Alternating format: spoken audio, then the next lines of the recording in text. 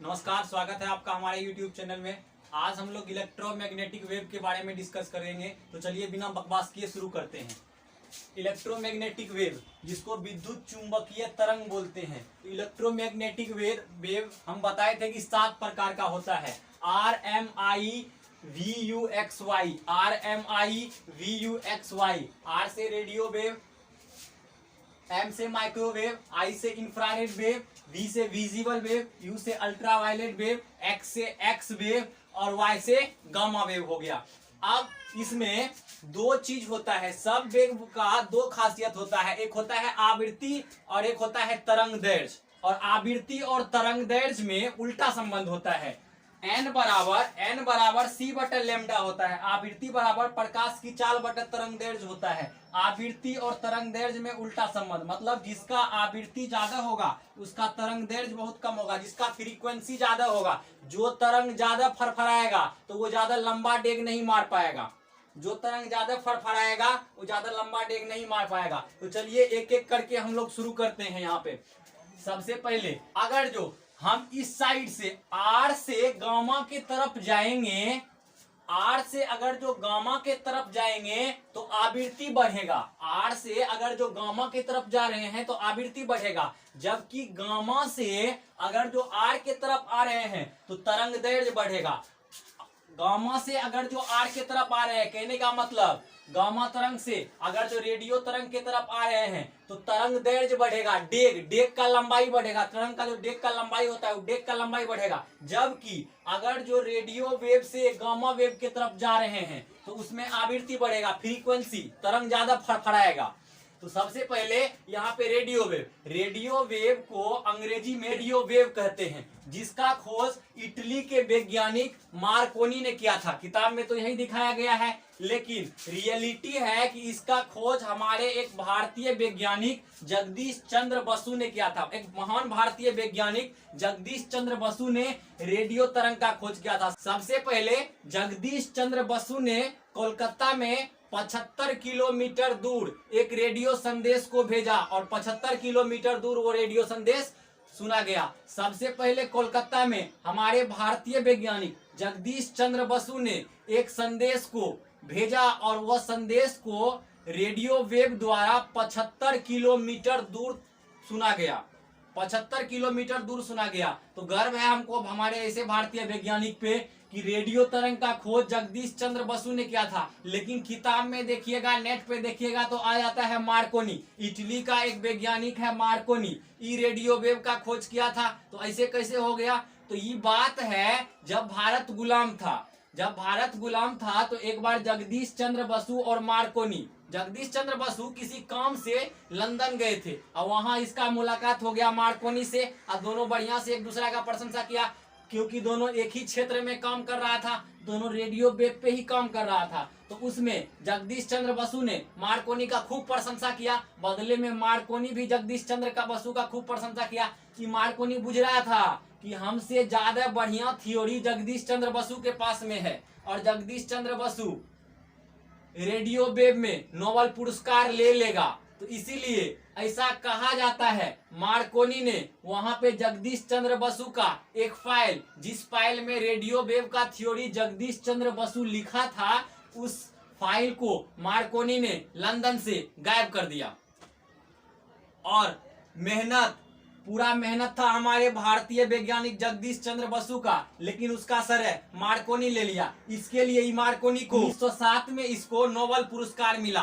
Nobel पुरस्कार European देश ही देता है। 1907 में मार्कोनी को नोबेल पुरस्कार मिला। लेकिन रियलिटी क्या था कि रेडियो तरंग का खोज करने वाला हमारे एक भारतीय वैज्ञानिक जगदीश चंद्र बसु थे।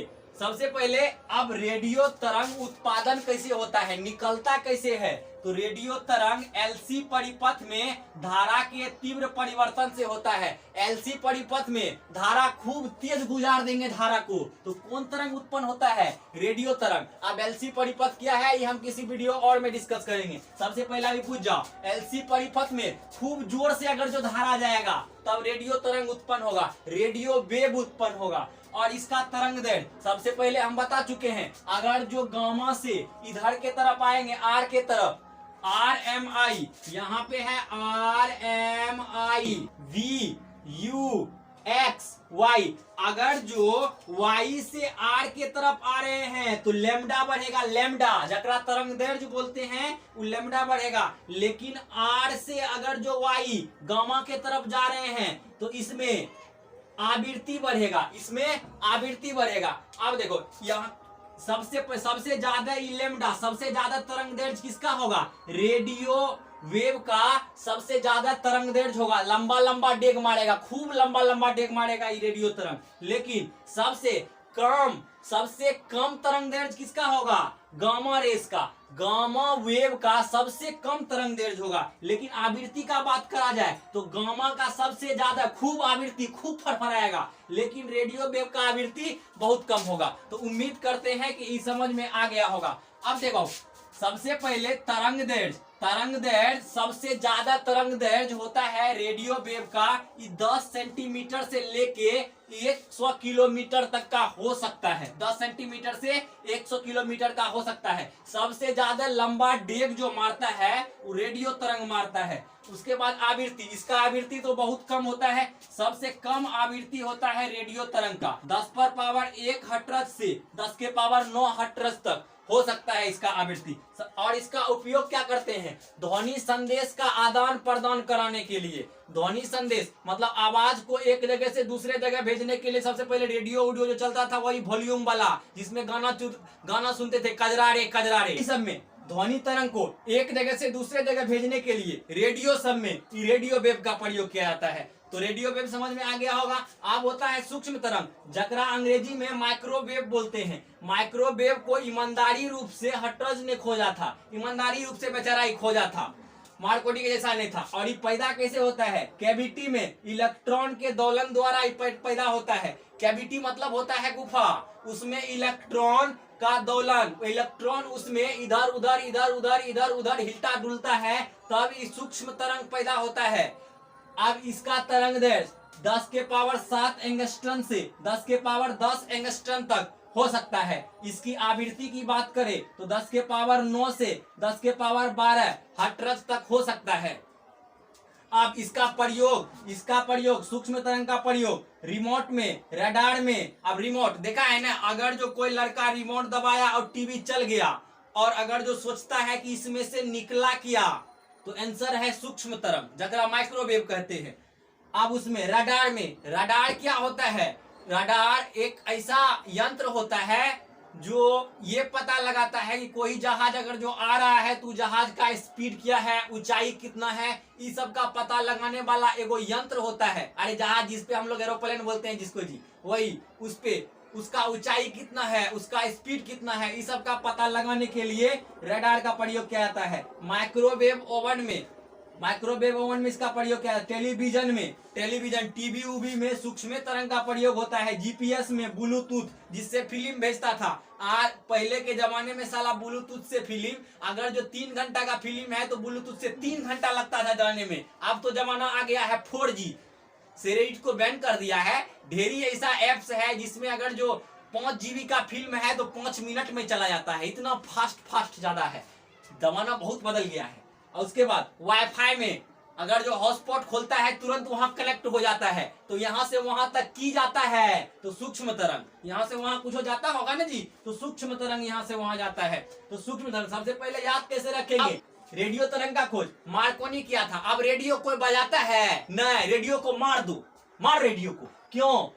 ये रेडियो तरंग का खोज जगदीश चंद्र बसु किया था, लेकिन हमको तो मार्कोनी बोलना पड़ेगा क्योंकि इसको नोबेल प्राइज मिला था। तो रेडियो तरंग मार, मार्कोनी को मार दो रेडियो तरंग से। उसके बाद में सूक्ष्म तरंग, छोटका तरंग, हर्ट्ज, इसको हर्ट याद करना। हर्ट छोटा, जब आदमी संकट में होता है तो उसका दिल छोटा हो जाता है, हर्ट छोटा हो जाता है, सूक्ष्म हो जाता है। तो हर्ट ने कौन तरंग का खोज किया था? तो दिल छोटा हो जाता है, छोटका। तो सूक्ष्म तरंग का खोज किसने किया था? हर्ट ने किया था। अब आते हैं हम लोग तीसरा नंबर में, RMI मतलब इंफ्रारेड वेव, जिसको अवरक्त तरंग बोलते हैं। इसका खोज हर्शेल ने किया था। अब किसी को अवरक्त, रक्त मतलब खून, अब कोई आदमी हॉस्पिटल में है, उसको अगर जो खून चढ़ता है तो उस खुशी से झूम उठता है, आप बच जेबे, खुश हो जाता है। तो रक्त जिसको चढ़ता है वो खूब बढ़िया से खुश हो जाता है। तो खुश मतलब हर्ष। तो अवरक्त तरंग का खोज किसने किया था? हर्शेल ने किया था। और इसका ये पैदा कैसे होता है? अवरक्त तरंग, अवरक्त हो, दृश्य हो या पराबैंगनी हो, ये तीनों तरंग एक के जैसा पैदा होता है। अणु या परमाणु में इलेक्ट्रॉन के उत्तेजना से, अणु या परमाणु में इलेक्ट्रॉन का उत्तेजना जब कराते हैं तब ये अवरक्त तरंग पैदा होता है। एगो कागज जलाएं, उसमें इलेक्ट्रॉन इधर उधर गर्मी के कारण से मूव करने लगेगा, तो कौन तरंग उत्पन्न होगा? Electromagnetic wave. इलेक्ट्रोमैग्नेटिक वेव में कौन? अवरक्त तरंग। और यह जो है गर्मी वजह से, सूर्य से हमारा प्रकाश आता है। अगर जो सूर्य से, ये रहा हमारा सन, ये रहा हमारा अर्थ। हालांकि सन बहुत बड़ा है अर्थ के तुलना में, ये है हमारा सन।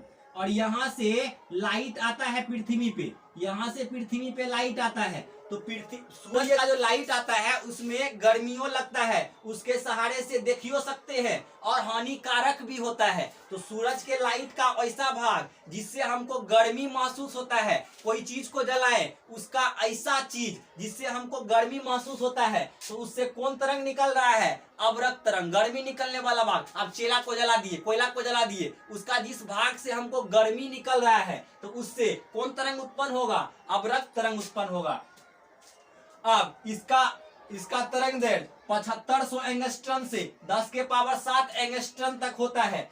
इसकी आवृत्ति 10 के पावर 12 से 10 के पावर 14 हर्ट्ज तक होता है। अब इसका प्रयोग रात्रि दृश्यता कैमरा, कहने का मतलब है नाइट विजन कैमरा जो होता है, जो अंधेरा में भी देख ले। मानव का आंख अंधेरा में नहीं देख सकता है। अगर जो लाइट कट जाए तो हम लोग नहीं देख सकते हैं। अगर जो हमारे आंख पे लाइट नहीं आए तो हम लोग नहीं देख सकते हैं। लेकिन एगो कैमरा होता है जिसको रात्रि दृश्यता कैमरा, अब तो सब कैमरा ऐसा ही आ गया है, वो अंधेरा में भी आ जाता है। जो छुछुंदर चोर होगा उसको पता नहीं होगा कि ये कैमरा रातों में देख सकता है। अगर जो किसी दुकान में रात्रि दृश्यता कैमरा लगा है, वो चोरी करने गया है, आप सोच रहा है कि हमको डर किया, कैमरा लगा होगा तो हमको नहीं देखेगा, तो उसको इन्हें पता है वो रात्रि दृश्यता कैमरा है।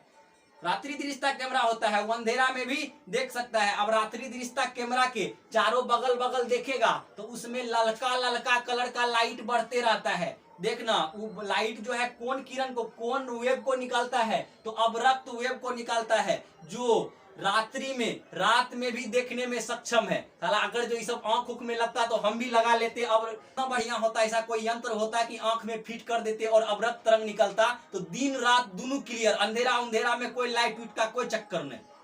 लेकिन है नहीं, आएगा तो कभी लगाएंगे। उसके बाद इसका प्रयोग लड़ाकू विमान में किया जाता है। इसका प्रयोग लड़ाकू विमान में किया जाता है दूसरा लड़ाकू विमान को पकड़ने के लिए। जैसे आसमान में जो फाइटर जेट सब उड़ता है तो उसमें इंफ्रारेड वेव छोड़ता है, और इंफ्रारेड वेव जिस चीज से निकलता है उसी चीज को पकड़ता है। सबसे पहले इंफ्रारेड वेव गर्मी से निकलता है, तो ये पकड़ता कौन चीज को है? ये गर्मी को पकड़ता है। तो एक लड़ाकू विमान से इंफ्रारेड वेव अगर जो निकल रहा है तो वो दूसरा लड़ाकू विमान के गर्मी को पकड़ेगा। लड़ाकू विमान चलता है तो उसके इंजन से खूब गर्मी आता है, तो गर्मी को पकड़ता है। और उसके बाद इससे बचने के लिए लड़ाकू विमान में एक फ्लेयर का प्रयोग किया जाता है कि आसमान में फ्लेयर छोड़ के अवरक्त तरंग को भटका के लड़ाकू विमान भाग सकता है। अब उसके बाद इसका प्रयोग ग्रीन हाउस प्रभाव में किया जाता है। अगर जो कोई चाहता है कि हम ठंडा जगह रहते हैं और गर्मी वाला पौधा लगाएं, आप अगर जो कोई आदमी मान लो जम्मू कश्मीर में रहता है और सोच रहा है कि कर्नाटक में जो पौधा होता है वो पौधा हम लगाएं वहां पे, तो वहां ग्रीन हाउस प्रभाव के द्वारा वहां वो पौधा लगा सकता है। और ग्रीन हाउस प्रभाव में कौन सा वेव का यूज किया जाता है? तो अवरक्त तरंग का यूज किया जाता है। उसके बाद विजिबल तरंग को हिंदी में दृश्य तरंग बोलते हैं। इसका खोज फिजिक्स का पिता कहे जाने वाले न्यूटन महाराज ने खोजा था। अगर जो न्यूटन को फिजिक्स में नहीं देखेगा तो काम चलवे नहीं करेगा। जो बच्चा फिजिक्स पढ़ेगा तो न्यूटन से दर्शन होवे करेगा। इसका उत्पादन कैसे होता है, कैसे निकलता है दृश्य तरंग? तो सूर्य तथा तारा का वैसा भाग, वैसा प्रकाश जो हमको देखने में मदद करता है, सूर्य तथा तारा का वैसा भाग जो हमको देखने में मदद करता है,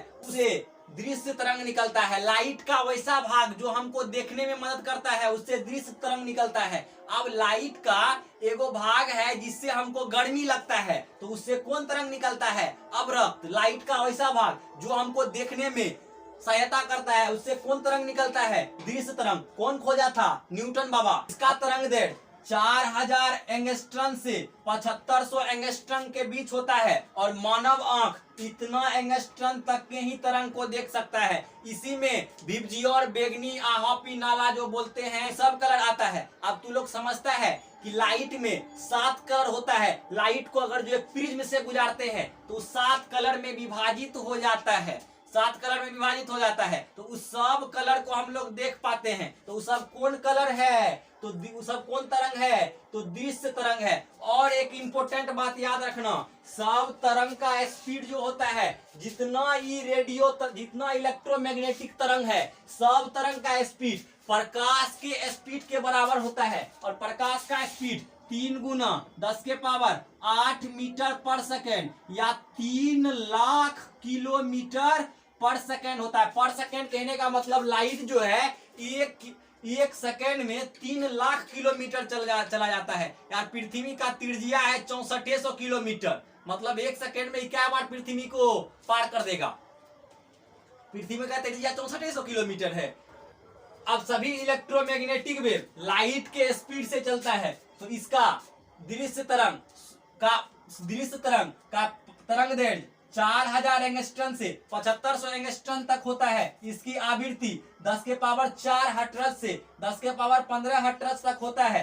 अब ये मदद क्या करता है? इसका यूज कहाँ होता है? कि प्रकाशिक यंत्र के कार्य करने में। दूरबीन उड़बीन सब जो होता है वो बिना दृश्य तरंग का नहीं देख सकता है। दूरबीन होता है सूक्ष्मदर्शी, जिससे छोटका छोटका जीव को देखते हैं, सेल उल को।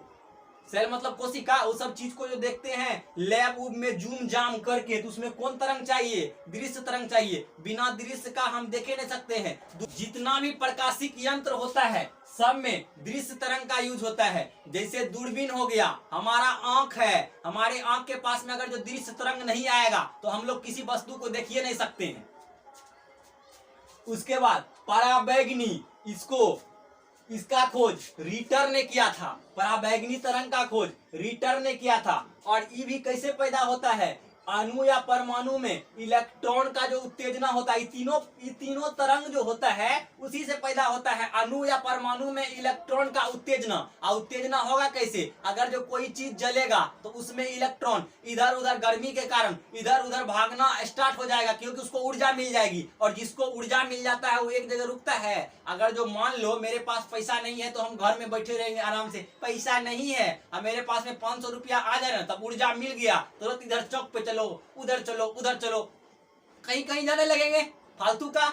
उसके बाद में देखो पराबैंगनी तरंग प्रकाश का वैसा भाग जो हमारे लिए हानिकारक होता है उससे पराबैंगनी तरंग निकलता है। प्रकाश का वैसा भाग, लाइट सब का वैसा भाग जो इससे हमको खूब गर्मी लगता है उससे अवरक्त तरंग। लाइट का वैसा भाग जो हमको देखने में मदद करता है उससे दृश्य तरंग। और लाइट का वैसा भाग जो हमारे लिए हानिकारक होता है उससे पराबैंगनी किरण, जकरा अल्ट्रा वायलेट वेव कहते हैं, अल्ट्रा वायलेट वेव निकलता है। अब इसका तरंग दैर्घ्य कितने होता है? इसका तरंग दैर्घ्य 100 एंगस्ट्रम से 4000 एंगस्ट्रम के बीच होता है। अब इसकी आवृत्ति कितना फड़फड़ाता है?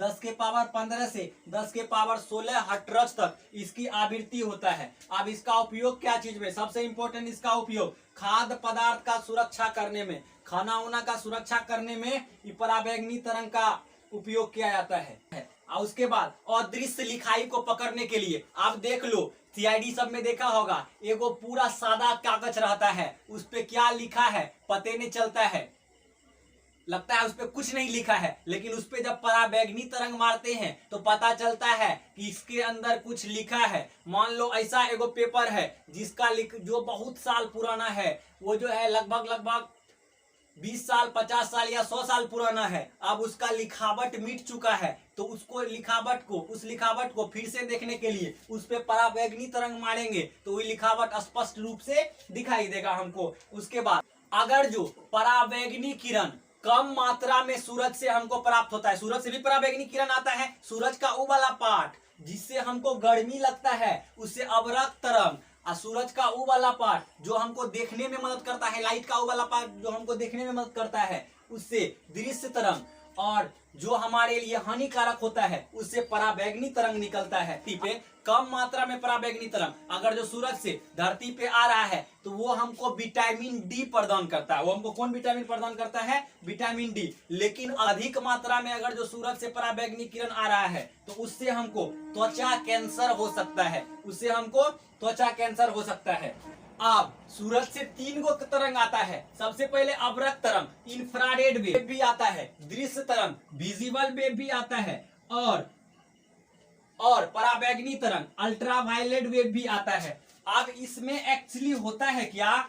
इंफ्रारेड तरंग और विजिबल तरंग, अवरक्त तरंग और दृश्य तरंग तो पृथ्वी पे आ जाता है बढ़िया से, लेकिन अल्ट्रावायलेट तरंग नहीं आ पाता है, क्योंकि पृथ्वी से ऊपर समताप मंडल में एगो लेयर पाया जाता है, एगो परत पाया जाता है जिसको ओजोन परत कहते हैं, और वो पराबैंगनी तरंग जो सूर्य से आता है उसको वहीं पे रिफ्लेक्ट कर देता है, रिटायर कर देता है, इसको रिफ्लेक्ट कर देता है, रिटायर कर देता है। पराबैंगनी तरंग का खोज रिटायर कर दिया तो रीटर, इसको रिफ्लेक्ट कर देता है। ओजोन परत जो है पराबैंगनी तरंग को रिटायर कर देता है, रिफ्लेक्ट कर देता है। तो पराबैंगनी तरंग को कौन खोजा? रीटर ने खोजा था। अगर जो ये हमारा ओजोन परत नहीं रहता तो सूरज से जितना हानिकारक पराबैंगनी तरंग है सब धरती पे आ जाता, सब धरती पे आया तो बहुत नुकसान होता। और आजकल कार्बन डाइऑक्साइड गैस की मात्रा इतनी बढ़ रही है, आजकल हम लोग इतना वाहन का प्रयोग कर रहे हैं, उस सबसे इतना धुआं निकल रहा है कि जो हमारे ओजोन परत को हानिकारक पहुंचा रहा है। इसीलिए हमको पौधा लगाना बहुत जरूरी है, पौधा लगाना चाहिए हमको, और हमको कम मात्रा में प्रदूषित करना चाहिए ताकि पृथ्वी पे जीवन संतुलित रह सके, क्योंकि पृथ्वी हमारे लिए स्वर्ग है, इससे अच्छा प्लैनेट अभी तक में वैज्ञानिक नहीं देखा है। इसीलिए सब कोशिश करें कि कम मात्रा में हम लोग प्रदूषण फैलाएं पृथ्वी पे, तो हमारे लिए, हमारे आने वाले कल के लिए ये बिल्कुल सही होगा। तो अगला तरंग के बारे में डिस्कस करते हैं। अगला तरंग का नाम है एक्स तरंग, इसको एक्स रे भी बोलते हैं। अब उसके बाद इसका खोज जो है रोंटगन ने किया था, इसका खोज रोंटगन। आई पैदा कैसे होता है? धातु के प्लेट पर, अगर जो धातु का कोई प्लेट है उस पे इलेक्ट्रॉन का बम्बार्डमेंट कराते हैं, आघात कराते हैं, उसको इलेक्ट्रॉन, धातु का प्लेट है, इलेक्ट्रॉन से उस पे जब अगर जो मारते हैं तो क्या पैदा होता है? एक्स तरंग पैदा होता है। धातु का प्लेट, उस पे इलेक्ट्रॉन का खूब जोर से मारे, इलेक्ट्रॉन का खूब जोर से बम्बार्डमेंट कराएं तो एक्स तरंग पैदा होगा। और इसका तरंग दैर्ध्य 1 एंगस्ट्रॉन से 100 एंगस्ट्रॉन के बीच होता है, और इसकी आवृत्ति 10 पर पावर 16 हर्ट्ज से 10 पर पावर 18 हर्ट्ज तक होता है। और ये चिकित्सा के क्षेत्र में एक्स तरंग का उपयोग किया जाता है। हड्डी उड्डी अगर जो टूट गया, मान लो एगो हड्डी है यहाँ पे, हाथ का कोई हड्डी है, अब ये बीच में से ऐसे क्रैक कर गया, तो अगर जो एक्स तरंग को इस होके गुजारेंगे या ये हड्डी होके गुजारेंगे तो जहां पे टूटा है वहां से एक्स तरंग अंदर चला जाएगा, जहां नहीं टूटा है वहां से एक्स तरंग रिफ्लेक्ट कर देगा। एक्स तरंग का यही खासियत है, अगर जो मुलायम है तो उससे अंदर चला जाएगा, और हार्ड है तो उससे अंदर नहीं जाएगा। हड्डी हार्ड है तो जहां टूटा रहता है वहां से अंदर चला जाता है, और जहां नॉर्मली है वहां से अंदर नहीं जा पाता है। तो चिकित्सा के क्षेत्र में एक्सरे कराने में इसका उपयोग करते हैं। पहले के जमाने में मान लो किसी के पेट में अगर जो पथरी उथरी रहता था और एक्सरे वाला ही कॉन्सेप्ट नहीं था, तो डॉक्टर अगर जो खूब दर्द कर रहा है पेट में तो डॉक्टर क्या करता था? पेट में दर्द कर रहा है तो अटक्कर पंचा 150 अंदाजे इलाज करता था कि इसका जो है पेट में दर्द कर रहा है, हो सकता हो पत्थर हो। पेट को चीर दिया, अब पेट को चीर दिया तो पता चला पत्थर नहीं है, गैस से दर्द कर रहा है। फिर पेट को सी दिया, फालतू का वो डॉक्टर पेट को चीर देता था। तो वही एक्सरे आ जाने के बाद पहले एक्सरे होगा, एक्सरे से कंफर्म हो जाएगा पेट उट में कुछ है कि नहीं है, तब उसका ऑपरेशन होगा। ऐसे नहीं होगा। आप उसके बाद पहले के जमाने में गांव में कैसे हाथ टूटा है तो कैसे चेक होता था? अगर जो मान लो कोई बच्चा गांव का पेड़ पर से गिर गया तो लेके जाएगा जो थोड़ा गांव में हड्डी विशेषज्ञ होता है उसके पास में, तो खींच के देखता था। अगर जो खींचा तो मम्मी मम्मी चिल्ला रहा है, तो समझता है था कि मोच आया है, ज्यादा नहीं टूटा है। तो पप्पा पप्पा खूब जोर से चिल्ला रहा है, पप्पा पप्पा। तो उसमें पता चल जाता था कि हड्डी टूट गया है, अब इलाज कराना पड़ेगा, अब इलाज कराना पड़ेगा, प्लास्टर उलास्टर जो भी होता है वो कराना पड़ेगा। उसके बाद सुरक्षा जांच में भी इसका प्रयोग करते हैं। एयरपोर्ट पे, बड़ा बड़ा रेलवे स्टेशन पे एगो बहुत बड़ा मशीन रहता है, उसमें से सामान को गुजारते हैं और एगो विशेषज्ञ उस पे एक्सरे मारता है, एक्सरे मारता है और बगल में बैठ के देखता है कि किसी के बैग में पिस्टल भी है, किसी के बैग में बंदूक भी है, या कोई ऐसा पदार्थ भी है कि जो जहाज को नुकसान पहुंचा सकता है, जो इलीगल है जहाज में ले जाना। तो सुरक्षा जांच में भी स्टेशन पे, एयरपोर्ट सब पे ये एक्स तरंग का उपयोग किया जाता है। अब लास्ट वाला मेन हीरो जो हमारा है उसको बोलते हैं गामा तरंग। मेन हीरो जो है गामा तरंग, और गामा तरंग का खोज हेनरी बेकुरल ने किया था। गामा तरंग का खोज हेनरी बेकुरल ने किया था। अब गामा तरंग सबसे ज्यादा आवृत्ति किसका होता है, इस साइड जाएंगे तो लास्ट में कौन है, गामा। तो सबसे ज्यादा आवृत्ति ककर होगा, सबसे ज्यादा आवृत्ति होता है गामा तरंग का। सबसे ज्यादा तरंग दैर्ध्य किसका होगा, रेडियो तरंग का। सबसे कम तरंग दैर्ध्य, उल्टा के भी पूछ सकता है, तरंग गामा वेव बोलते हैं, और इसका खोज हेनरी बेकुरल ने किया था। इसका खोज किसने किया था, हेनरी बेकुरल ने। और सबसे ज्यादा आवृत्ति किसका होगा, इधर जाएंगे देखो, इस साइड जाएंगे तो आवृत्ति बढ़ेगा, और उस साइड से इस साइड आएंगे तो तरंग दैर्ध्य बढ़ेगा। सबसे ज्यादा आवृत्ति सबसे ऊ बगल वाला का, सबसे ऊ बगल कौन है, तो गामा तरंग। गामा तरंग का आवृत्ति सबसे ज्यादा, जबकि कौन तरंग का तरंग दैर्ध्य सबसे ज्यादा, रेडियो तरंग का तरंग दैर्ध्य, लंबा लंबा डेग रेडियो तरंग मारेगा और फरफराएगा सबसे ज्यादा गामा तरंग, सबसे ज्यादा गामा तरंग फरफराएगा। अब उसके बाद में इसका उत्पादन कैसे होता है, कैसे निकलता है, तो रेडियो एक्टिव पदार्थ को टूटने से गामा तरंग निकलता है। रेडियो एक्टिव पदार्थ अभी हम समझाते हैं, रेडियो एक्टिव पदार्थ क्या होता है। सबसे पहले आगे समझो, इसका तरंग दैर्ध्य जो होता है 10 के पावर -4 एंगस्ट्रम से 10 के पावर -4 एंगस्ट्रम से 1 एंगस्ट्रम के बीच होता है। उसके बाद इसका आवृत्ति सबसे ज्यादा 10 के पावर 18 से ज्यादा होता है, कहीं कहीं 10 के पावर 18 से 10 के पावर 24 तक भी हो सकता है। 10 के पावर 18 से 10 के पावर 24 तक, या यहाँ हम 20 लिखे हैं, 10 के पावर 24 तक इसका आवृत्ति हो सकता है। बहुत ज्यादा फड़फड़ाता है ये गामा तरंग। गामा तरंग जो है, गामा तरंग की आवृत्ति, फ्रीक्वेंसी, धड़कन इसका बहुत ज्यादा होता है, बहुत ज्यादा होता है। आवृत्ति के बारे में अगर जो पहला वीडियो नहीं देखा है तो पहला वीडियो देख लो। उसके बाद इसका यूज क्या चीज में किया जाता है, कैंसर के उपचार में। पॉजिटिव न्यूज ये है कि गामा तरंग का यूज जो है कैंसर के उपचार में किया जाता है, जबकि निगेटिव न्यूज ये है कि गामा तरंग का भेदन क्षमता जो है बहुत अधिक है। भेदन क्षमता मतलब भौंकने भागने का शक्ति, चीर फाड़ करने का शक्ति सबसे ज्यादा है गामा तरंग का भेदन क्षमता। तरंग दैर्ध्य तो बहुत कम है इसका, सबसे कम तरंग दैर्ध्य है, सबसे कम छोटका छोटका डेग मारेगा, लेकिन भेदन क्षमता जो है इसका, भौंकने भागने का शक्ति सबसे ज्यादा है। सबसे ज्यादा भेदन क्षमता, भौंकने भागने का शक्ति जो है गामा तरंग में है। ये लगभग 30 सेंटीमीटर का अगर जो कोई लोहा का चादर है तो उसको भी भेद सकता है। अब 30 सेंटीमीटर लोहा के चादर को जो भेद सकता है, तो आदमी का शरीर क्या है, आदमी का शरीर तो उससे भी बहुत कम कमजोर है। लोहा तो हमारे तुलना में बहुत ज्यादा स्ट्रॉन्ग है, और आदमी का शरीर मांस का बना हुआ है, कम स्ट्रॉन्ग है। आई गामा तरंग उसको भोंक भाग के चला जाएगा। ये कैसे निकलता है, गामा तरंग कैसे निकलता है, तो रेडियो एक्टिव पदार्थ को टूटने से निकलता है। जैसे परमाणु बम सब, यूरेनियम, प्लूटोनियम, ये सब अगर जो टूटता है तो रेडियो एक्टिव पदार्थ निकलता है। परमाणु बम अगर जो फटता है तो आग, बहुत बड़का आग का गोला नहीं निकलता है।